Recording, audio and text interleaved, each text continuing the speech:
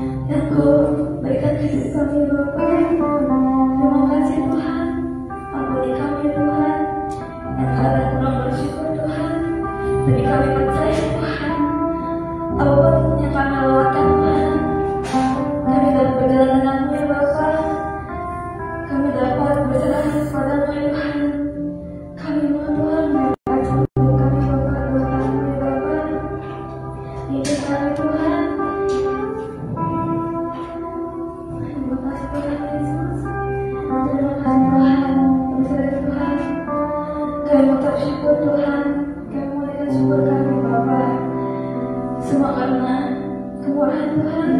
Kau sungguh ajaib dan berkuasa Tuhan. Terima kasih Tuhan Yesus. Haleluya Tuhan. Terima kasih Tuhan. Kau bersihkan bangkit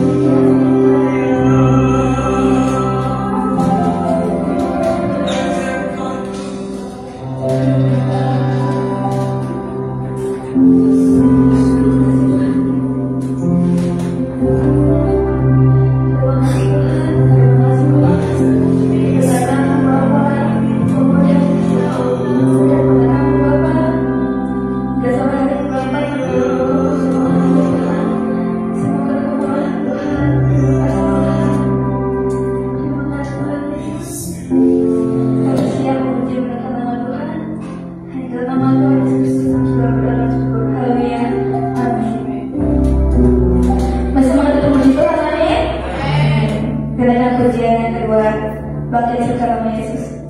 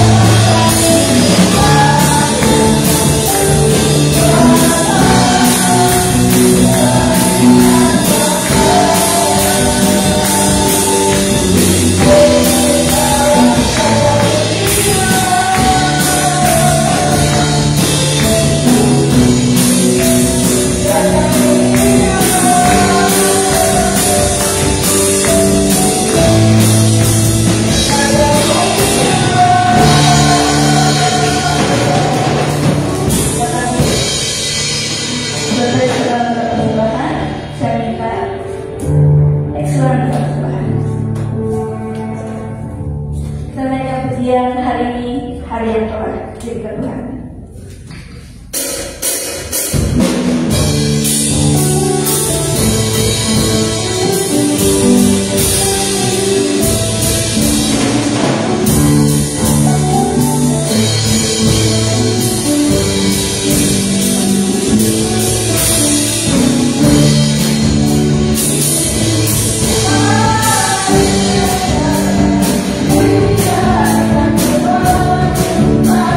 Bye.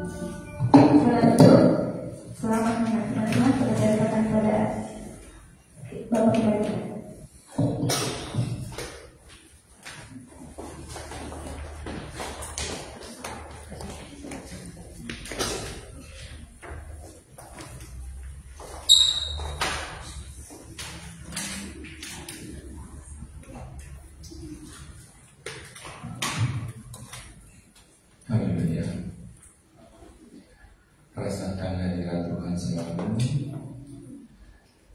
Apa yang kita rasakan di dalam rumah Tuhan, kita bawa terus dalam kehidupan kita.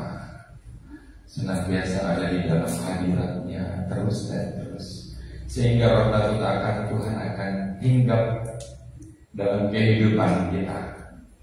Sebab kehidupan dunia ini bukan baik-baik saja, tetapi keadaan dunia ini adalah senantiasa untuk meremukkan,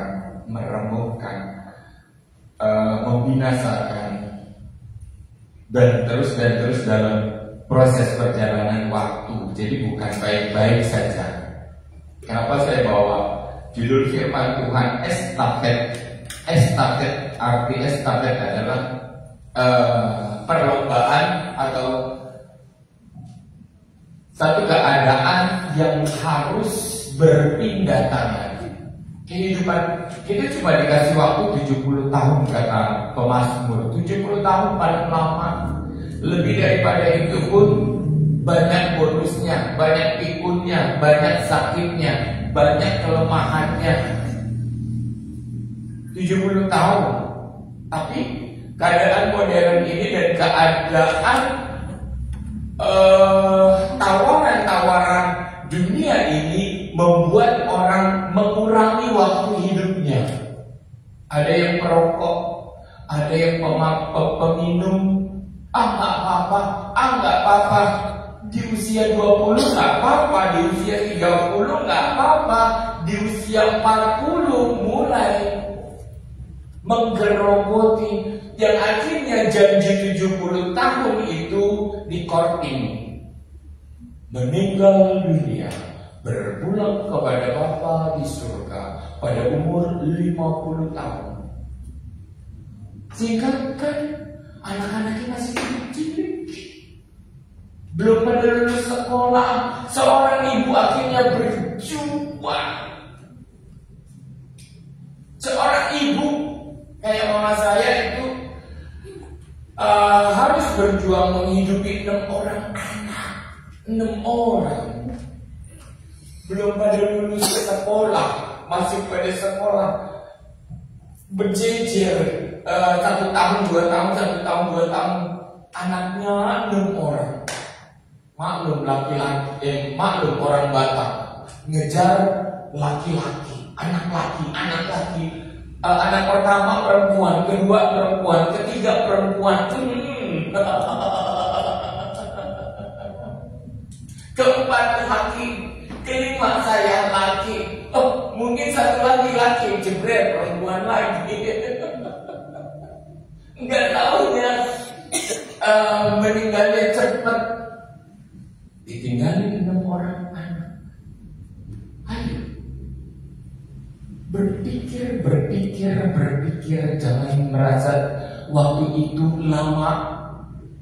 Waktu itu akan berjalan seperti orang lain yang kita lihat umur 70 tahun. Mamaku masih muda, papaku masih muda.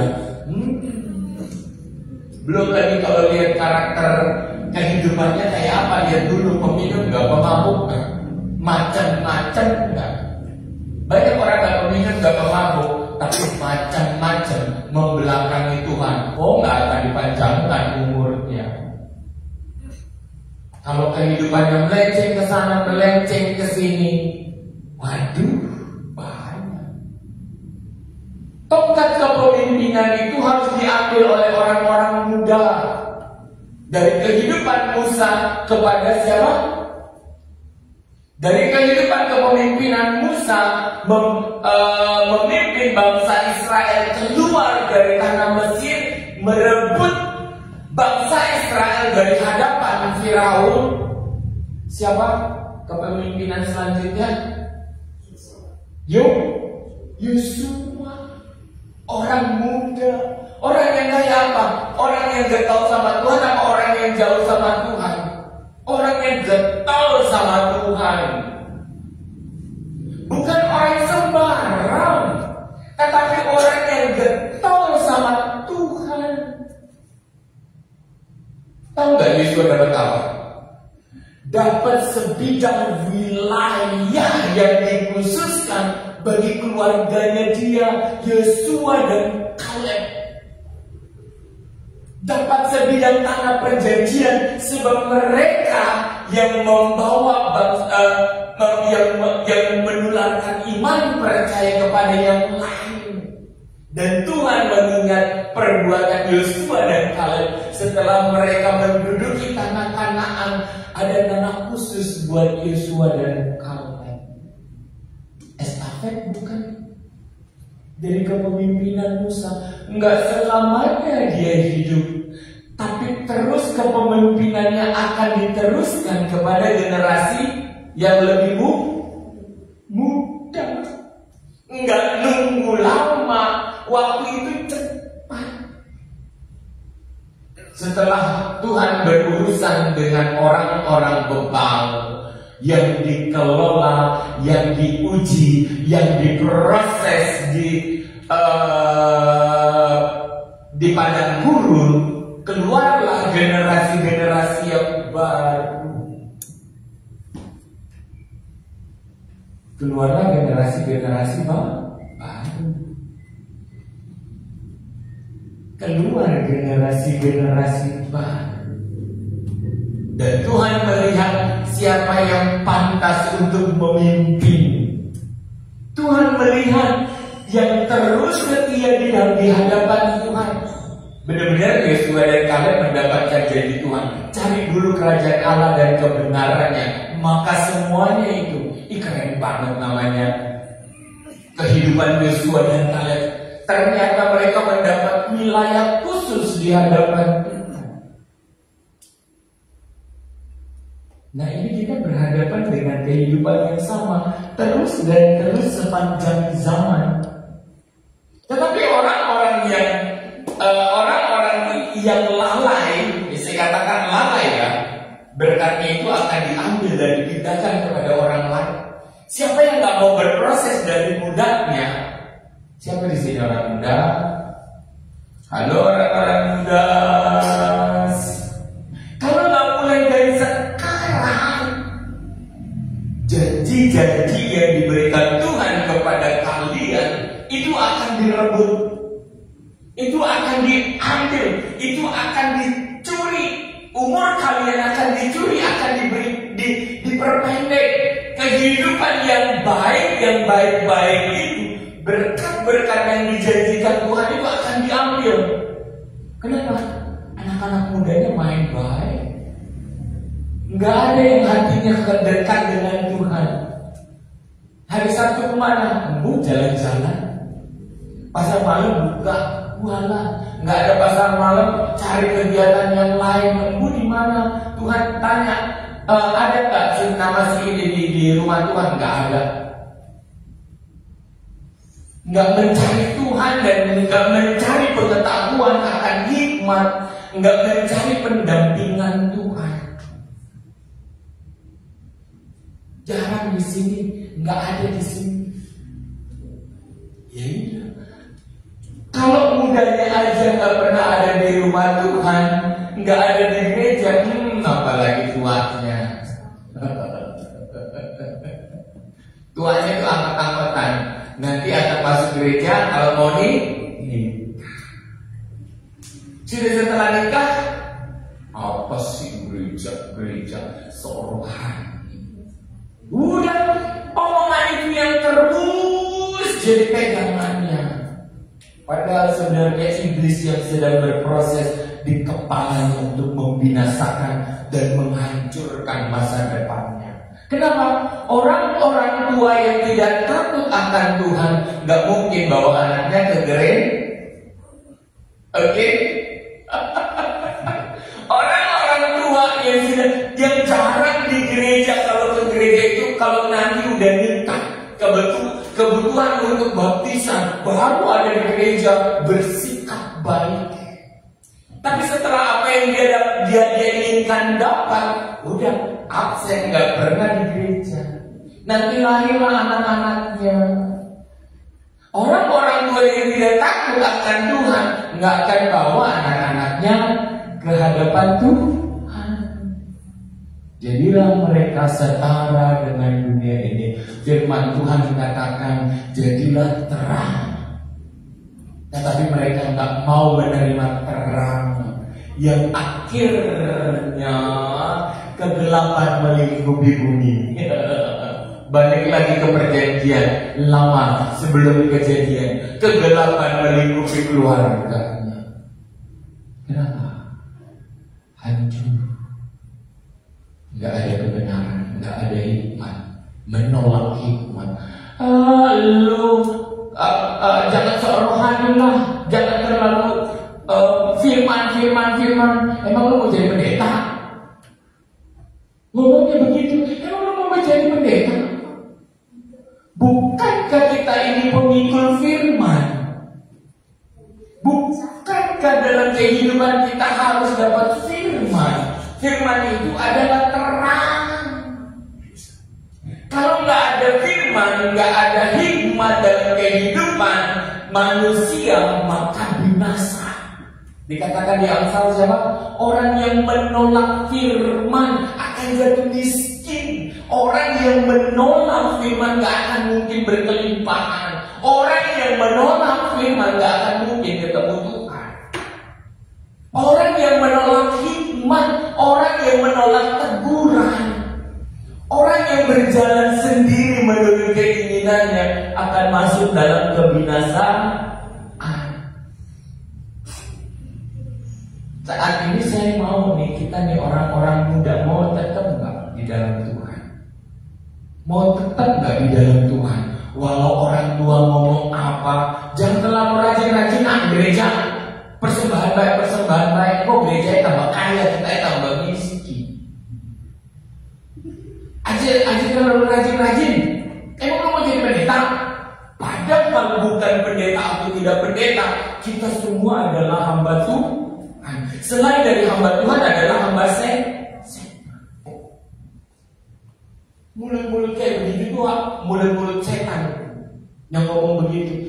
Emang siapa yang mau jadi hamba Tuhan? Kami juga nggak pernah ada yang mau jadi hamba Tuhan.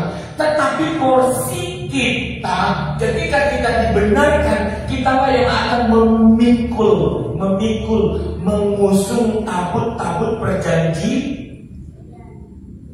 Kita ini pengusung tabut perjanjian, ada yang jadi pengusaha, danain pelayanan, danain penginjilan, danain segala macam dari hikmat apa? Hikmat orang-orang Kristen, orang-orang pandai, orang-orang yang di dalam hatinya tertulis Taurat Tuhan. Nggak ada orang Kristen di Indonesia, hancur. Nggak ada orang-orang percaya di Indonesia, nggak ada hukum yang menjaga HAM. Kenapa Indonesia makin maju? Ada orang Kristen. Ada orang-orang Kristen, tapi orang-orang Kristennya malas baca firman. Rugi besar, Anda rugi besar nggak bergaul dengan firman Tuhan, rugi besar. Kata Tuhan apa? Jangan buang mutiara kepada babi. Jangan berikan firman kepada babi. Jadi mutiaranya mana?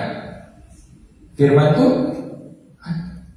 Nah, kita orang-orang yang gak mengenal Tuhan mengeduk mutiara di dalam dunia ini, seolah-olah ini memperkaya diri. Firmannya, mutiaranya dibuang, disia-siakan, gak pernah dibaca. Ya, orang-orang terpandai, orang-orang punya hikmat, orang-orang kaya, orang-orang muda yang biasa kumlot, pintar ini itu, mesti mereka rajin baca firman Tuhan. So, perhatikan. Tapi orang-orang yang gak pernah baca firman, banyak tipu daya dalam dirinya. Siapa yang menolak firman, dia akan hancur dan binasa. Gelap kehidupannya. Saudara adalah calon-calon pemimpin. Dalam masa muda itu adalah proses pembentukan kepemimpinan. Kegagalan kalian di masa muda untuk dekat dengan Tuhan, nanti lihat, sudah menikah jadi seorang ibu, nggak akan bawa anak-anaknya ke rumah Tuhan. Apalagi berkelimpahan, nggak usah ke rumah Tuhan, jalan-jalan aja kita, arisan aja kita, Kumpul-kumpul aja kita, nggak penting itu gereja. Langsunglah kebinasaan dan kegelapan akan meliputi kehidupan keluarga. Apalagi dapat laki atau perempuan yang nggak takut akan Tuhan, dapat uang banyak, nggak pernah nongol di gereja. Nongolnya kalau udah mati.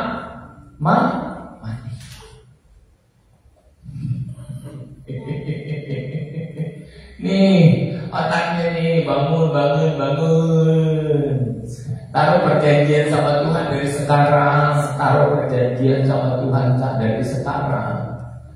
Hati dan pikiran kita itu tempat Tuhan untuk menuliskan Tauratnya dan hukum-hukumnya. Orang-orang yang selalu ada di dalam rumah Tuhan, seperti Nabi Samuel, di situ Tuhan menulis seperti loh batu yang ditabur perjanjian itu. Hukum-hukum Tuhan ditaruh di hati dan pikirannya. Makanya dia menjadi hakim yang mengadili banyak orang. Kenapa kita nggak bisa? Roh Kudus mau nulis nih, anaknya wis kabur. Kerja kelompok ya. Kemana dia? Oh ini acara sekolah. Acara tur. Mana? Acara keluarga. Mana? Baru Roh Kudus mau nulis. Absen terus, gak pernah ada di dalam gereja. Kemana? Hatinya kosong. Jangan pandang remeh ibadah di dalam gereja.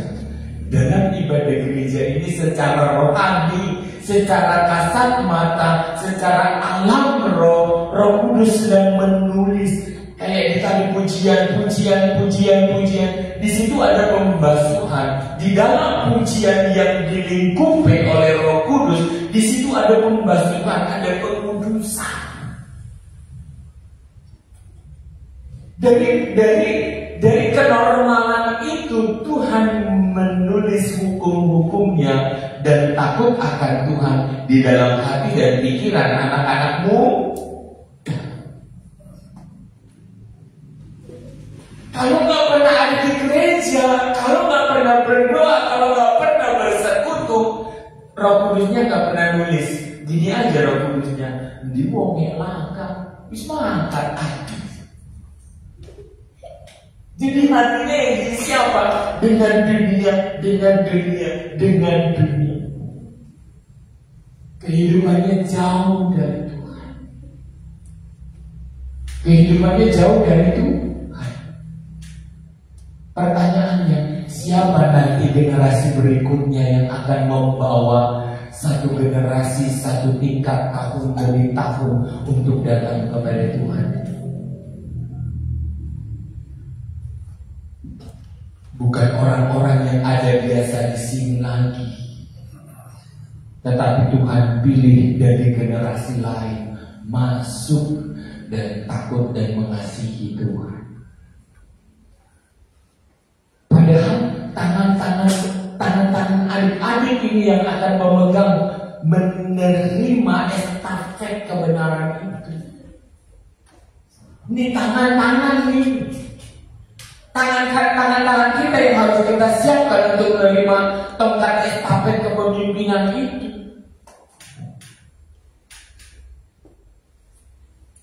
Ini baru bicara tentang kerohanian. Saya belum bicara tentang berkat. Kayak saya omong tadi di awal, terlalu cepat ditinggalin orang tua. Kita luntang lantung. Secara skill, secara pengetahuan kita minim, gak mampu bekerja, gak siap kerja. Otak kita gak ada isinya, belum belajar. Masa muda kemana? Main, dolan baik, pergi pagi pulang malam, begitu aja tiap hari. Pergi pagi sekolah, engkau siang baru balik mau rumah. Doa. Alasan sama orang tua ke sini, ke situ, ini itu acara ini mah, acara itu mah, engkau pulangnya begini. Besok begitu lagi. Tahu tahu sudah dewasa, tahu papanya pulang ke rumah bapak dan menjadi yatim, anak yang belum siap. Bukan belum siap, kita ngasih keakehan donan. Kita esin keakehan donan. Moses mungkin gak bisa drum. Tasya bisa gak main musik kalau gak pernah dibina dari kecil? Gak mungkin kan? Karena kita ada beban, itu mereka dididik dari awal. Enak gak latihan kak? Latihan kesumbang, jepret berangkat, capek ya, biaya dan segala macam. Di umur SMP udah bisa pelayanan, enak kan? Moses umur SD udah bisa pelayanan, enak kan? Tapi bisa gak dituai semuanya itu kalau gak pernah dipersiapkan? Gak bisa. Kita gak akan pernah dapat buah dari pohon yang gak pernah kita tanam. Itu prinsipnya. Kita gak akan pernah memetik buah dari sesuatu yang gak pernah kita tanam. Sekarang tanya dalam diri kita, kira-kira buah kita nanti apa? Jadi perjalanan waktu 5 tahun ke depan buah kita apa? Kira-kira kita udah mampu gak? Jangan berharap orang tua itu hidup terus. Terlalu cepat. Saya pun terlalu cepat ditinggal sama bapak saya. Nangis air mata nggak menyelesaikan. Tetapi kedewasaan lebih awal itu bisa menyelesaikan. Kita menjadi orang bagian sadar sebelum kejadian terjadi. Kan anak-anak waktunya untuk main mau. Moses juga anak-anak.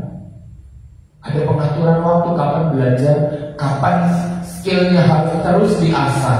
Dari 1 skill, 2 skill, 3 skill. Kita harus mampu menghadapi masa depan. Karena kita ini calon-calon pemimpin. Kalau nggak ada anak-anak gereja yang mampu berdiri menjadi pemimpin, akan dipimpin oleh orang-orang dengan bukan kitab kehidupan. Ngerti? Kalau bukan saudara, kalau bukan adik-adik yang berdiri menjadi pemimpin di Indonesia ini, akan digantikan orang-orang yang tidak memiliki loh batu kehidupan dalam hati dan pikirannya, tetapi dipimpin oleh orang-orang yang latar belakang kitabnya adalah latar belakang kitab kebinasaan. Seperti yang kita baca lalu-lalu. Mereka yang akan berdiri dan memimpin dengan segala kebodohannya dan merasa hebat. Kita yang ngelihat, tengok kok begini memimpin. Firman Tuhan gak begitu. Kita gak bersiapkan diri. Ya, Kejadian 17:21.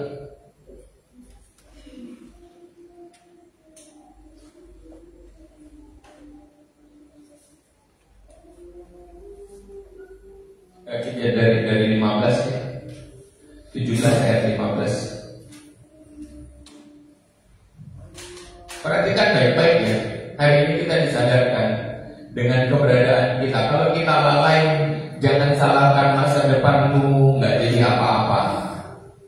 Tapi kalau mau marah-marahlah pada dirimu sekarang dan bentuk dan jadikan dan bikin komitmen sama Tuhan.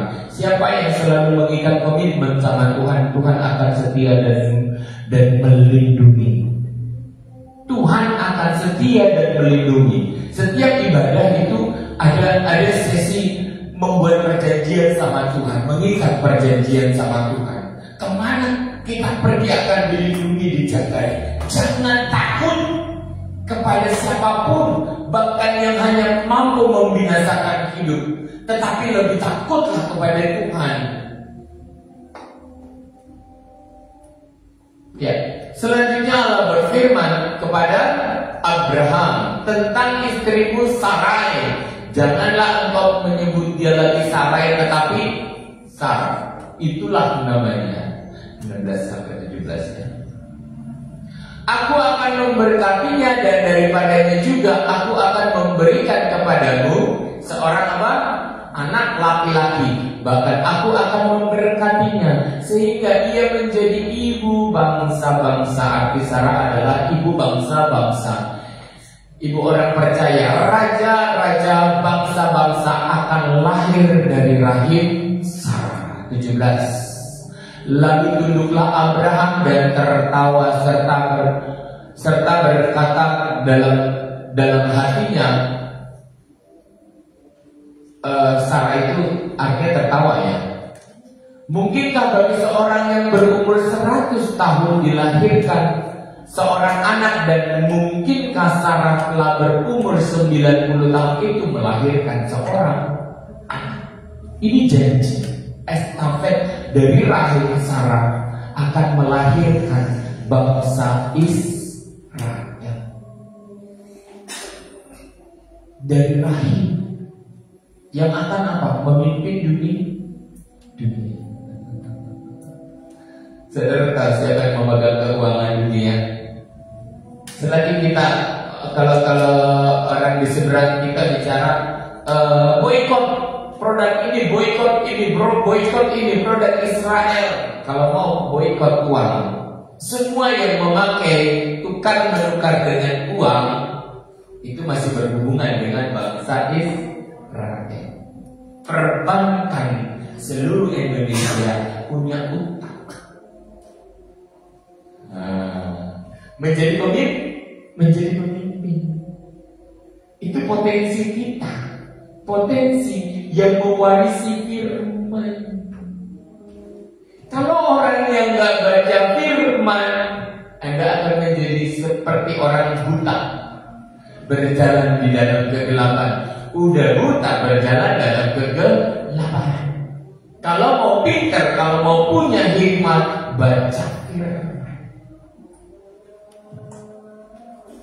Di situ pikiran akan kepake, di situ pikiran akan termeterai, tulisan demi tulisan, satu kata demi kata, Roh Kudus akan menulis. Rajin lagi ibadah, rajin lagi absen. Tuhan, ini aku di rumahmu. Tuhan, ini aku, Tuhan. Aku buat janji hari ini, Tuhan. Aku mau penyertaan Tuhan terus dan terus. Tuhan, angkat aku jadi pemimpin, Tuhan. Tuhan, angkat aku lebih dari orang-orang lain di pekerjaanku, Tuhan. Tuhan, angkat aku lebih dari teman-temanku di sekelasku, Tuhan. Sesekolah, Tuhan. Kenapa sih gak pada buat perjanjian?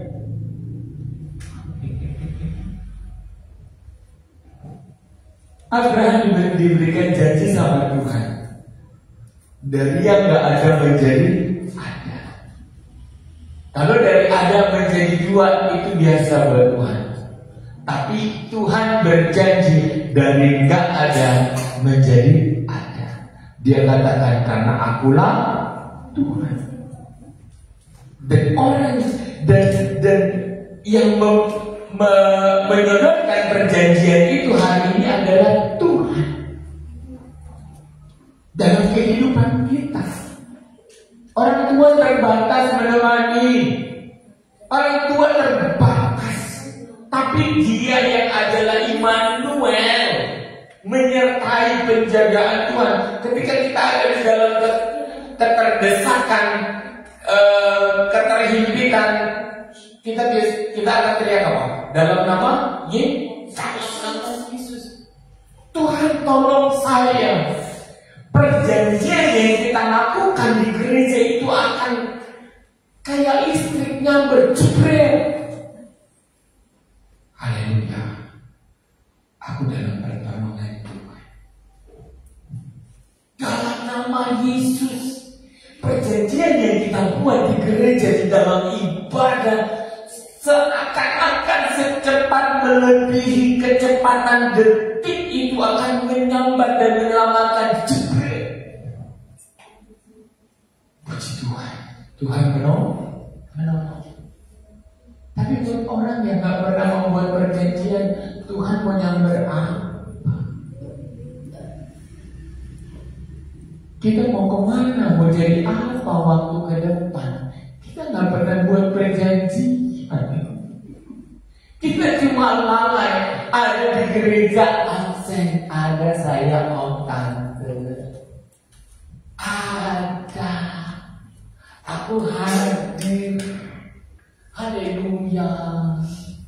Ada. Terus ada dan ada. Tapi gak ada membuat sebuah hubungan yang dekat dengan Tuhan. Bagaimana estafet kepemimpinan itu nyampe ke tangan? Ketika disodorkan pun kita tak membuka tangan. Haleluya. Kita gak sadar. Kasihan. Takjub dengan kepemimpinan seseorang. Dia adalah orang yang berproses dengan Tuhan. Ulangan 31 ayat 1-8. Kemudian pergilah Musa lalu mengatakan segala perkataan ini kepada seluruh orang Israel. Berkatalah ia kepada mereka, aku sekarang berumur 120 tahun. Aku tidak dapat giat lagi dan Tuhan telah berfirman kepadaku, sungai Yordan ini tidak akan kau seberangi.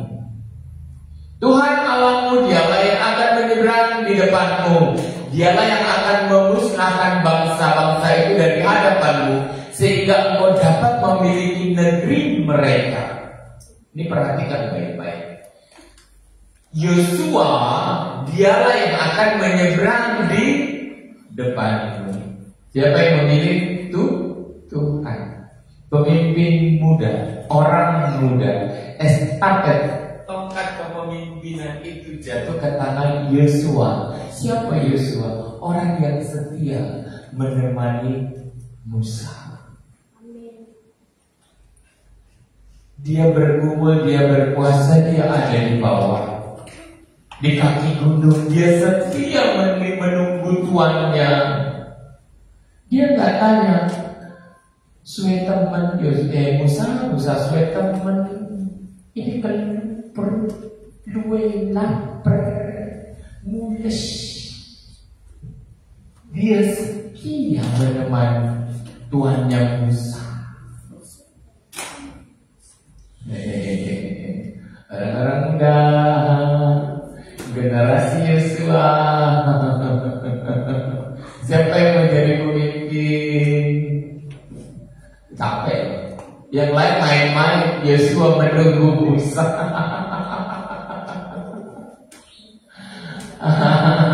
Yang lain bikin grup WA, Yosua nunggu di bawah gunung. Kerjaannya kerjaan beda sih dari yang lain. Berproses dengan Tuhan, Tuhan suruh naik.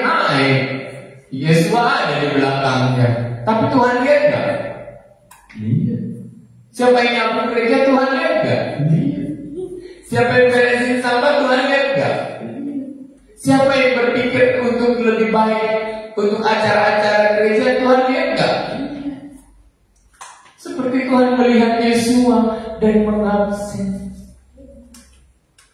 Apa yang sedikit pun menjadi pelayanmu untuk Tuhan, hai engkau hamba-hamba Tuhan muda, nggak akan pernah sia-sia. Nggak akan pernah sia-sia. Bahkan dikatakan segelas air putih pun ada nilainya di hadapan Tuhan. Haleluya. Yosua orang yang nggak ikut dengan keadaan. Dia nggak ikut dengan keadaan. Teman-temannya kehidupannya bebas di sana di perkemahan. Mereka bermain, mereka punya grup sendiri, punya pertemanan sendiri, mereka punya hobi sendiri. Mereka yang di luar Yosua dan Kaleb itu di luar dari apa? Mereka memiliki kebebasan, tetapi Yosua mengiringi tuannya terus dan terus. Yosua tahu hati Tuhan. Telinganya mendengar suara Tuhan. Sampai dikatakan, ini nih, kalau diperdengarkan ini dikatakan ini Tuhan loh yang ngomong. Yang bangsa-bangsa itu dari hadapanmu sehingga engkau dapat memiliki negeri mereka. Dikatakan apa? Disebut namanya. Nanti disebut nama kalian ya. Yosua, dialah yang akan menyeberang di depanmu. Bandingkan dengan kalimat yang atas. Tuhan Allahmu, dialah yang akan menyeberang di depanmu. Oke? Tuhan Allah, dialah yang akan menyeberang di depanmu. Dialah yang akan memunahkan bangsa-bangsa itu dari hadapanmu. Kita pindah ke nama Yosua. Yosua, dialah yang akan menyeberang di depanmu seperti yang difirmankan. Penyertaan Tuhan terhadap Yosua. Penyertaanmu Tuhan, segalanya bagiku. Orang-orang yang berjalan dalam nama Tuhan setara dengan kehidupan Daud menghadapi Goliat. Dengan iman, dengan keteguhan, dengan penyertaan Tuhan, dia melemparkan batu itu dan tepat sasaran. Itu pemimpin muda. Kalau orang-orang yang serupa dengan dunia ini, waduh, ya sudah, apa yang kita di dunia, buahnya adalah dunia. Tetapi Yosua dan Kaleb, Daud, Samuel adalah orang-orang yang menyingkirkan diri dan memberikan hatinya menjadi loh batu untuk Roh Kudus tulis.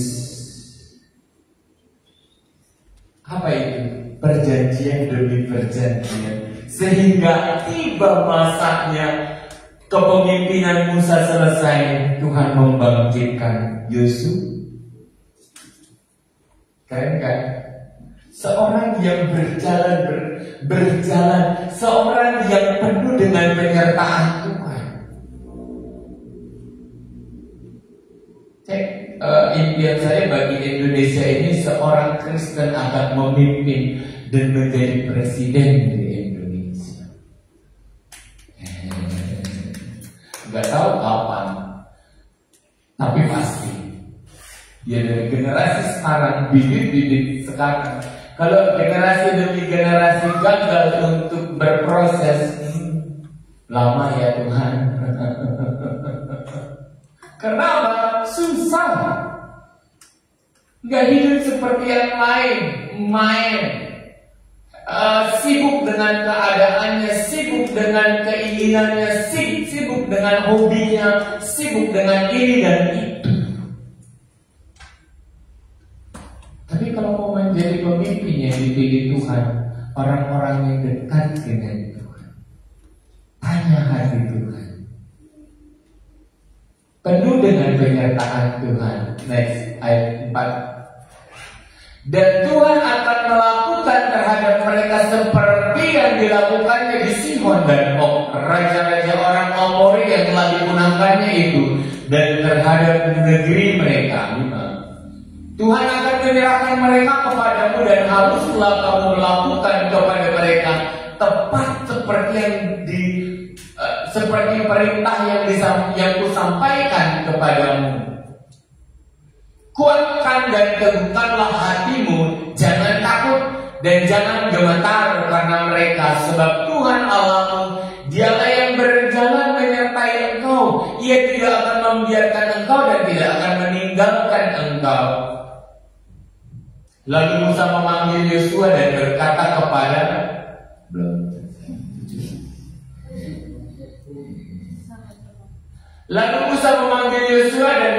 kepadanya di depan seluruh orang Israel, kuatkan dan teguhkanlah hatimu, sebab engkau akan masuk bersama-sama dengan bangsa ini ke negeri yang dijanjikan Tuhan, dengan sumpah kepada nenek moyang mereka untuk memberikannya kepada mereka, dan engkau akan memimpin mereka sampai memilikinya. Sumpah kehidupanmu adalah jembatan buat generasi berikutnya. Kehidupan saya jembatan buat anak-anak saya. Dan sampai hari ini saya sampaikan firman itu, saya menjadi jembatan.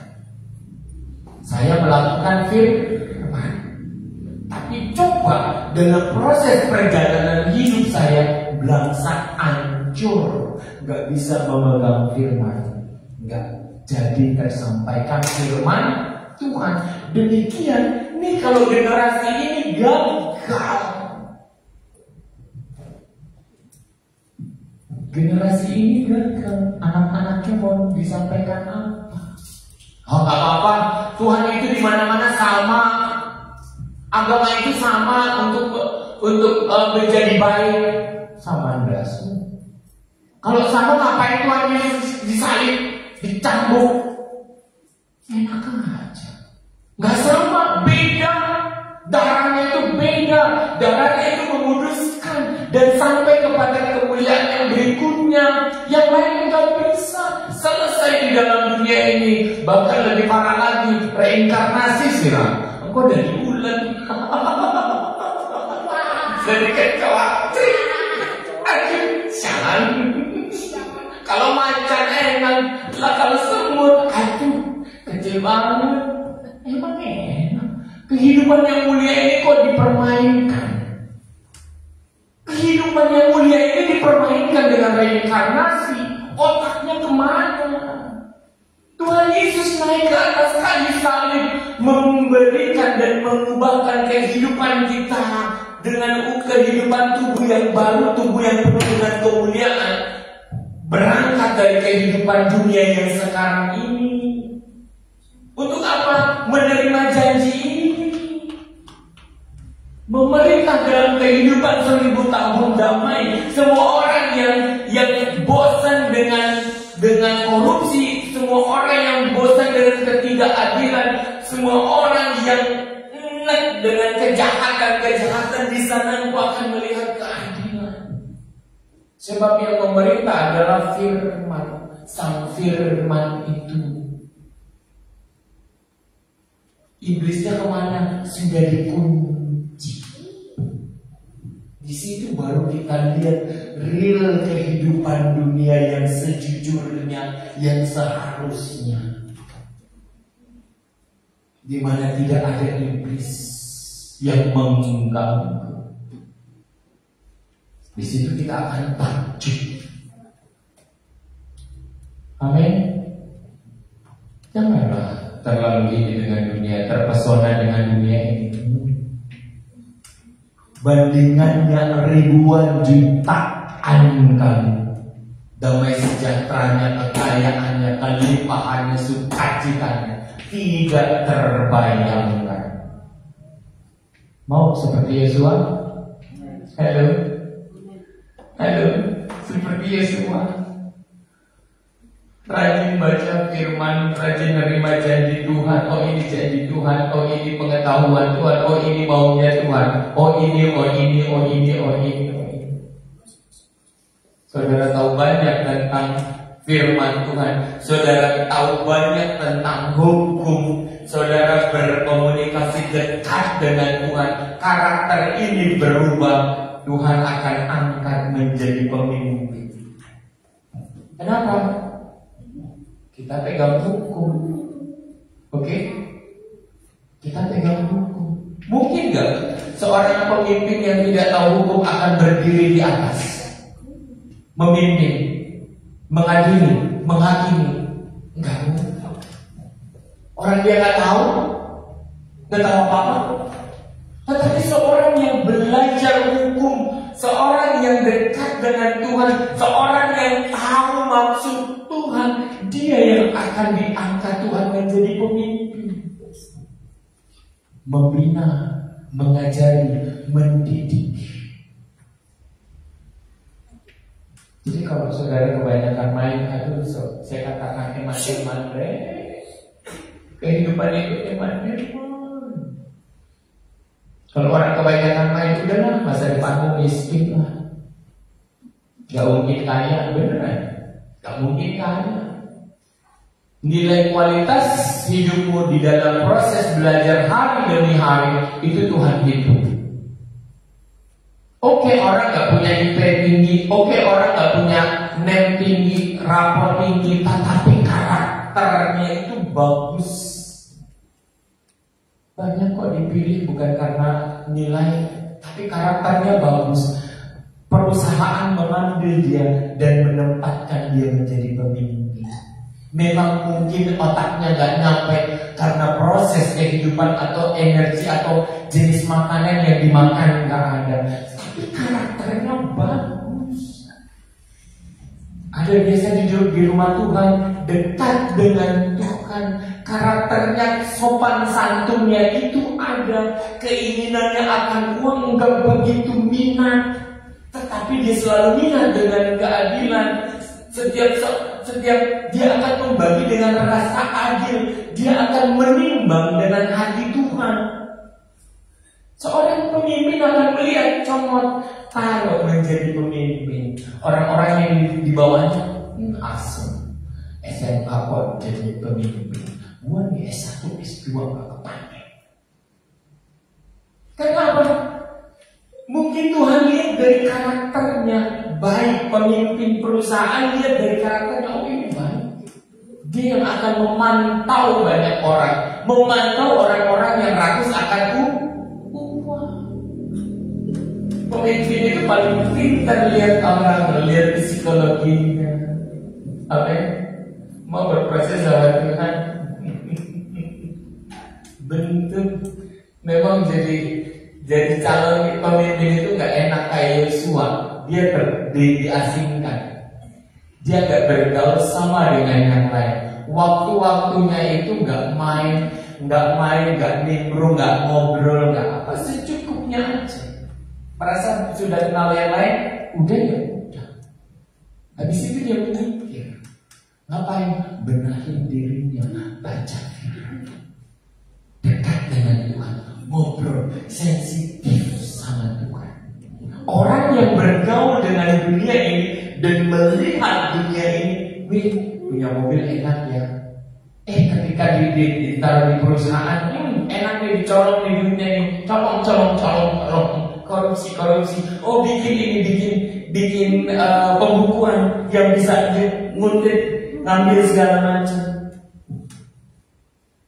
Orang yang bergaul dengan dunia ini, buahnya adalah dunia.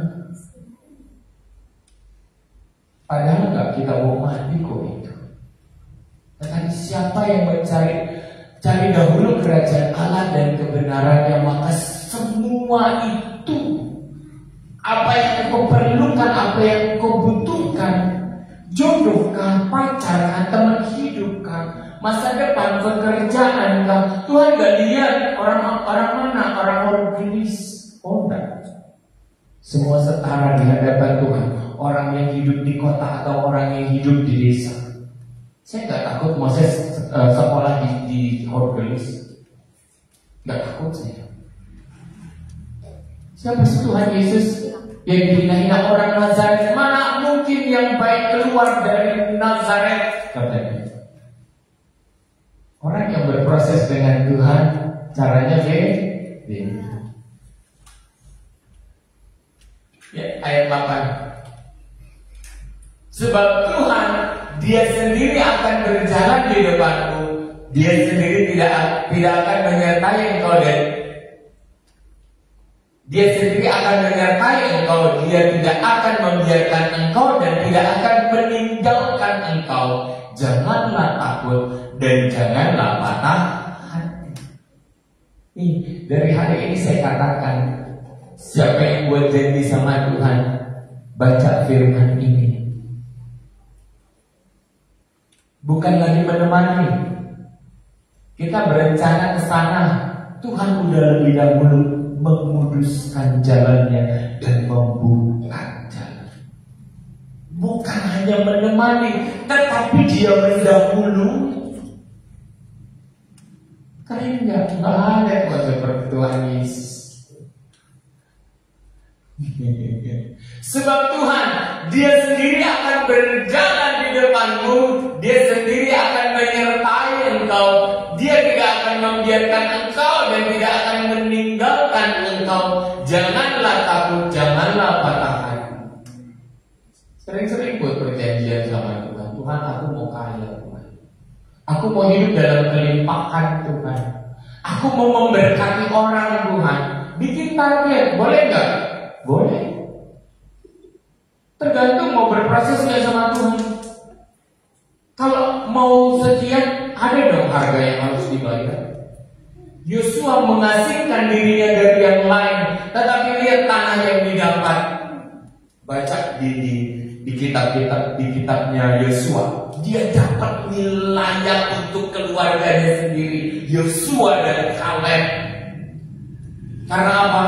Ketika mereka mengintai yang 10 menistakan Tuhan dan tidak percaya kepada Tuhan, bahkan gosip aja gelem mangkat ke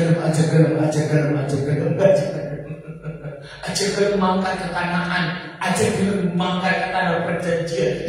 Orangnya orang gede-gede, orang enak. Kelindes sedikit, keinjek nih, mati kita tuh kayak semut di depannya, kayak belalang di depannya. Tapi Yosua dan Kaleb, ini buah anggurnya gede-gede. Percaya sama Tuhan, Tuhan akan menyertai kita. Tuhan itu penuh kuasa, Tuhan itu akan menyeberang duluan, Tuhan itu akan berperang bersama-sama dengan kita. Tuh mulutnya Yosua dan Kaleb, tetapi mulut orang-orang yang busuk aja gelem.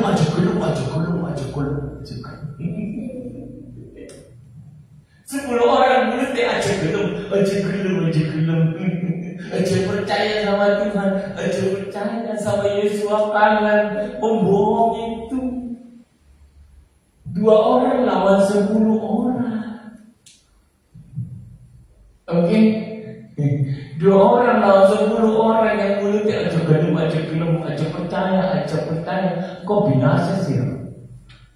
Tapi 2 orang percayalah. Mereka bawa buah unjukan. Mereka nggak lupa dengan janji Tuhan. Mereka bawa buah dan dibawa di hadapan masyarakat. Nih buah di sono nih, anggurnya gede-gede. Di sana itu susu madunya. Keren, tanah yang diberkati, tanah yang subur. Siapa yang mimpinya masa depannya luar biasa? Ayo, taruh tanam dalam hatimu. Biar hari ini Roh Kudus menuliskan perjanjiannya. Luangkan hati dan pikiranmu untuk menuai masa depan. Jangan lihat keadaanmu sekarang, lihat siapa yang mau menaruh perjanjian dalam Tuhan, Tuhan akan berproses. Tetapi siapa yang mengabaikan hari ini, siapa yang meniadakan hikmat, hidup ke depannya belangsak. Tetapi siapa yang menerima hikmat, firman itu hikmat. Siapa yang menerima dan membuat perjanjian hari ini, hari depannya adalah hari-hari yang luar biasa. Siapa yang memegang terus kehidupannya berjalan bersama dengan Tuhan, ke depan akan menjadi orang-orang luar biasa. Hamba Tuhan itu bukan orang yang berdiri di sini. Oke? Hamba Tuhan itu bukan orang yang berdiri di sini. Tetapi siapa yang selalu menaruh hati dan pikirannya untuk Tuhan. Ada pergerakan gereja butuh biaya berapa? Saya ada. Saya kerja untuk Tuhan. Kebutuhanmu nanti Tuhan katakan. Ini dulu Tuhan, dulu pekerjaan Tuhan. Itu hamba Tuhan. Hamba Tuhan bukan yang berdiri di depan sini dan mengaku hamba Tuhan. Bukan. Hamba Tuhan adalah orang-orang yang menerima firman dan perintah Tuhan dan melakukannya. Melakukannya itu hamba Tuhan. Dengan pengorbananmu nyapu gereja, kasih waktu, kasih perhatian, kasih pikiran sama Tuhan, sama rumah Tuhan, sama pelayanan. Ini gereja ini akan berbuah jiwa-jiwa baru. Mimpi dari gereja ini adalah menuai jiwa-jiwa yang di luar Kristen, memerdekakan mereka. Itu kalau kita sama-sama bergerak di gereja ini, ketika ada masanya nanti tua yang besar, saudara menjadi pemimpin sel, pemimpin pembawa firman, orang-orang pandai, orang-orang kaya, orang-orang berkelimpahan, orang-orang yang gak tangannya tertutup. Halo anak-anak muda, jangan biarkan tanganmu tertutup pekerjaan Tuhan. Kerja yang banyak, mulai apa yang bisa dikerjain, kerjakan mulai dari sekarang. Jangan tunggu tua. Kalau udah tua capek, udah keburu punya anak 2, 3, otaknya mandek.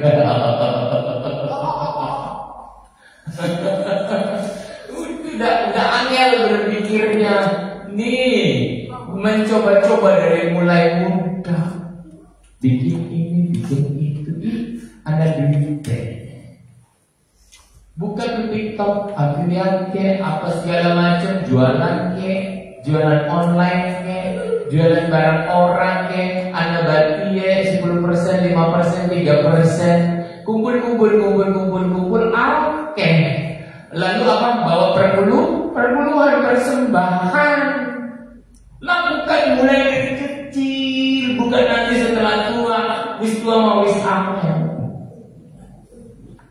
Halo, orang-orang muda, pemegang estafet.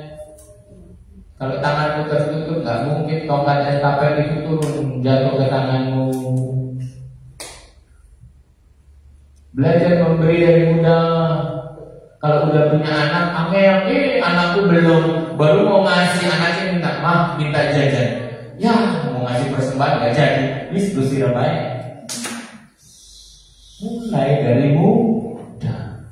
Buah yang kau tanam hari ini besok akan berbuah.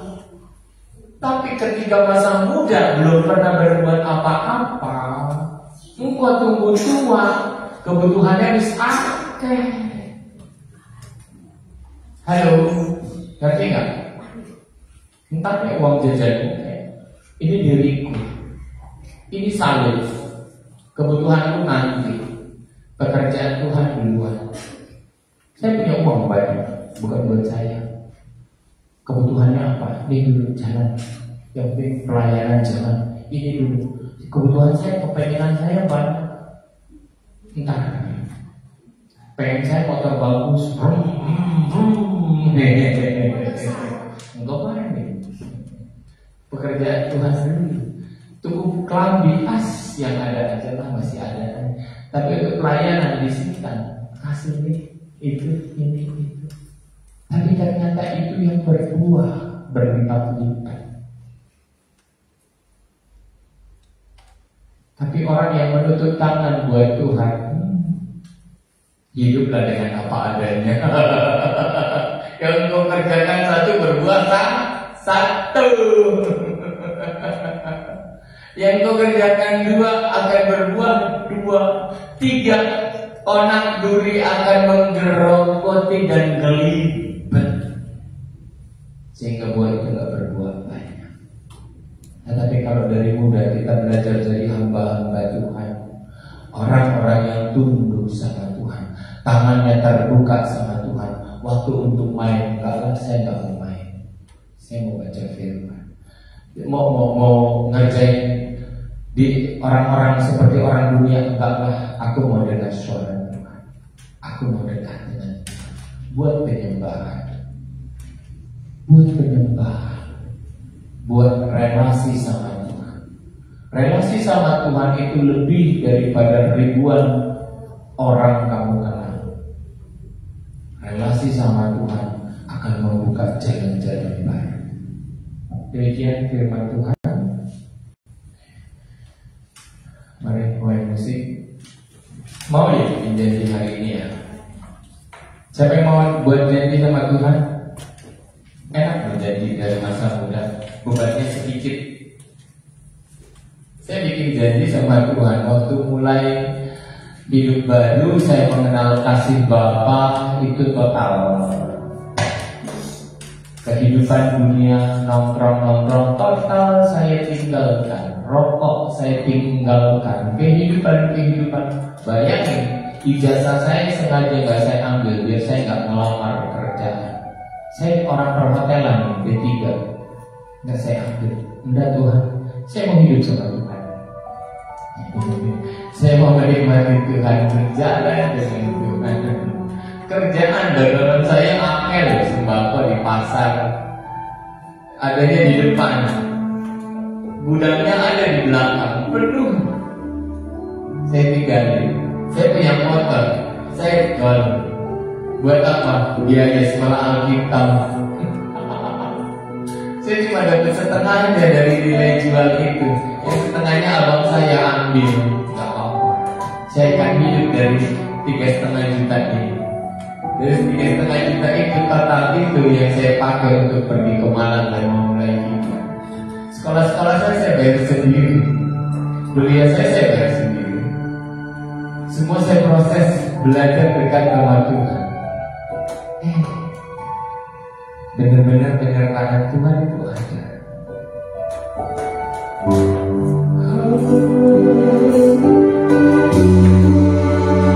Buat janji sama Tuhan, ikat janji sama Tuhan.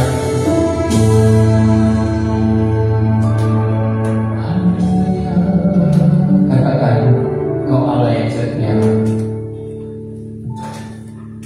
Kau Allah yang setia,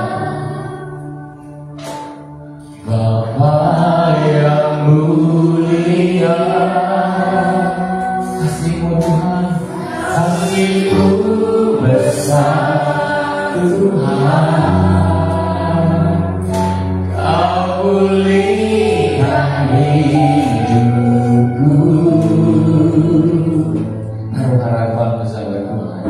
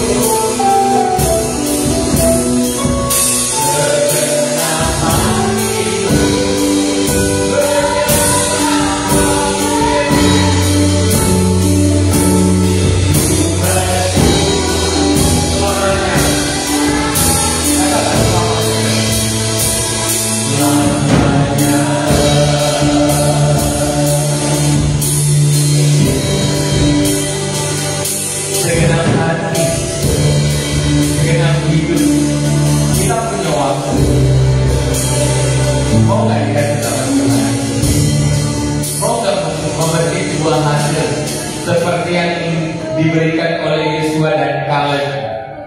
Ada buah unjukan. Masa depanmu itu luar biasa. Buahnya besar-besar. Susu dan madunya luar biasa mengalir dari kehidupanmu. Gambaran susu dan madu itu kelimpahan. Mau berpihak kepada Yosua dan Kaleb apa 10 orang itu? Sekarang loh ditentukan. Kita punya waktu, kita punya tubuh. Kalau kita korbankan, ini aku Tuhan, ini aku Tuhan.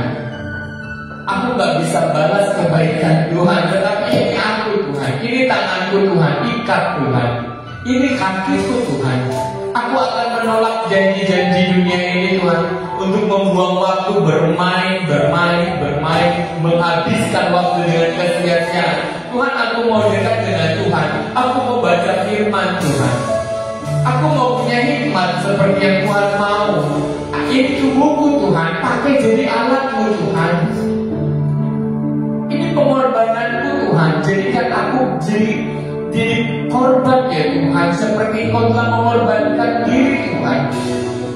Ini aku Tuhan, ini tanganku Tuhan, ini hatiku Tuhan. Tulis dong Tuhan, tulis dong Roh Kudus janji-janjimu. Apa yang harus saya dapatkan nanti Tuhan? Tulis dong perintahmu di hati dan pikiranku Tuhan. Apa yang harus saya kerjakan Tuhan? Apa yang lebih baik saya kerjakan Tuhan di dalam masa-masa waktu ini Tuhan? Saya gak mau menjalankan waktu dengan kesia-siaan Tuhan, tetapi aku mau melakukan apa yang Tuhan mau. Aku mau Tuhan tersenyum di hari-hari setiap waktu, hari demi waktu yang Tuhan berikan dalam kehidupanku Tuhan. Aku gak mau buat Tuhan kecewa, aku gak mau bikin Tuhan nangis. Kenapa? Waktu yang diberikan gak bisa kita balas. Tapi kalau kita mengerjakan seperti apa yang Tuhan mau hari demi hari, Tuhan tersenyum. Seperti kehidupan Yosua, dia gak akan salah. Seperti kehidupan Kaleb, dia gak akan salah, karena dia duduk dekat dengan Tuhan. Firman Tuhan itu dekat dengan dia. Dia gak akan salah. Bahkan sebelum dia berjalan, Tuhan berjalan lebih dahulu menguruskan perjalanannya. Tangannya akan dipakai Tuhan untuk mengalahkan musuh-musuhnya, merubuhkan kuasa-kuasa kegelapan. Kuasa-kuasa kegelapan akan tunduk, pergi, sehingga dia bisa berjalan dengan baik. Mari serahkan tanganmu, hatimu, kakimu, pikiranmu, tubuhmu ke hadapan Tuhan. Siapa yang mau membuat janji sama Tuhan, buat janji sama Tuhan. Apa yang kau sudah isi hari ini akan berlipat puluhan kali lipat, ratusan kali lipat untuk 5 tahun ke depan. Untuk 1 tahun ke depan semua akan berubah, akan diberkati. Orang tuamu akan diberkati dalam kehidupanmu. Nanti kau akan menjadi orang tua yang penuh berkelimpahan. Orang-orang yang dekat dengan Tuhan, tanganmu akan memegang tongkat estafet kepemimpinan. Sebab hukum pemerintahan ada di dalam hati dan pikiranmu, keadilan ada di dalam hati dan pikiranmu, kekudusan ada, ketulusan ada. Engkau akan membuang keraskusan akan dunia, akan uang. Tipu daya tidak ada dalam hati dan pikiranmu. Mulai basuh, mulai hari ini basuh tanganmu dari kenajisan, dari tipu daya. Jangan ada dalam mulutmu kebohongan. Buang dari hati dan pikiranmu, dari mulutmu untuk berucap kebohongan. Ya katakan iya, tidak katakan tidak.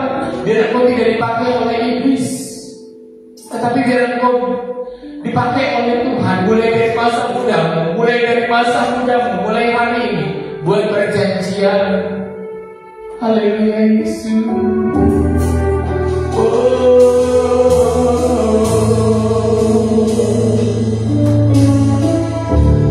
Katakan bahwa Allah yang setia.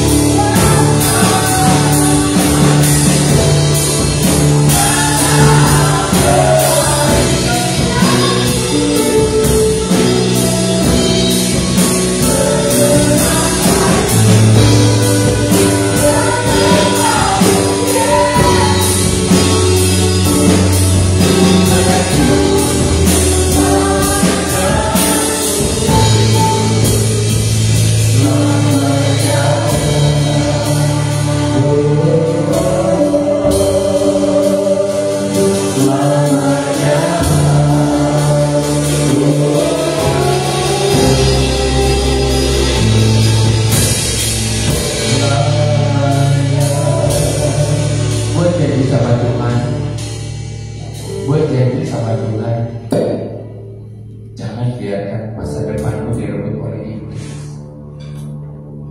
Hari ini adalah hari kudus, di mana Tuhan mendengar. Pihak yang berjanji dengan kita adalah pihak yang setia. Dia tidak akan mengingkari janjinya. Bahkan ketika kita lupa sudah berjanji, Dia tetap setia. Janji kelimpahan itu adalah ya dan amin. Tapi keinginan iblis, biar masa depan kita miskin dan terpuruk, biar diri kita gak punya harga dan gak punya nilai, bahkan gaji kita akan rendah, bahkan kita akan dihina. Tetapi Tuhan ingin mengangkat engkau tinggi, tinggi dan tinggi dan tinggi. Siapa yang menghargai hidup akan ditinggikan oleh Tuhan. Siapa yang menguduskan hidup akan ditinggikan oleh Tuhan. Siapa yang memilah-milah waktunya untuk waktu yang terbaik dekat dengan Tuhan. Daud katakan, lebih baik satu hari di rumah Tuhan dekat dengan Tuhan daripada ribu-ribu hari di luar Tuhan.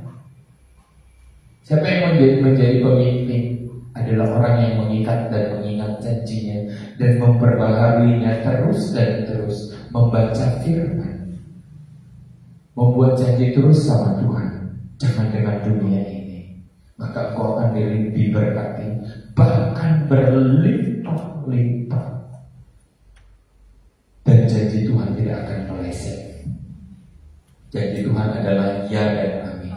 Siapa yang berjanji hari ini, lihat tahun depan, dalam prestasi pekerjaanmu, dalam prestasi nilaimu, ketika engkau mulai memisahkan diri dengan dunia ini, semua akan berubah. Kehidupan di dalam rumah akan penuh dengan damai. Semua akan berubah. Berkat itu akan tercurah. Sebab engkau hidup bukan dengan biasa, tetapi dengan luar biasa, menyertakan Tuhan di rumahmu. Teman-temanmu akan berbeda. Orang-orang yang biasa menajiskan engkau, teman-teman yang biasa menajiskan engkau, ketika engkau dekat dengan Tuhan, orang-orang yang menajiskan engkau akan tersingkir. Matamu akan mulai melihat kenajisan mereka, ketidakbaikan mereka, tipu daya mereka. Ketika engkau dekat dengan Tuhan, semua yang baik yang di hadapanmu, yang boleh engkau ambil, akan engkau bawa pulang. Meskipun muda, engkau akan menjadi berkat. Orang-orang yang berubah hari ini, saat ini, akan mengubah dunia.